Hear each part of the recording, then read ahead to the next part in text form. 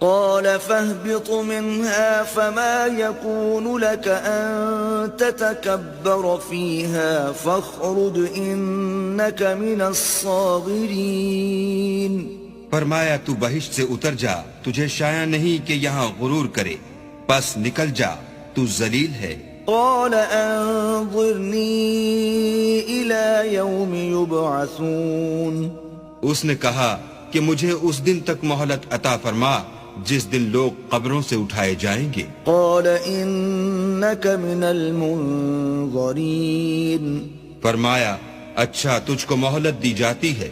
قال فبما أغويتني لأقعدن لهم صراطك المستقيم.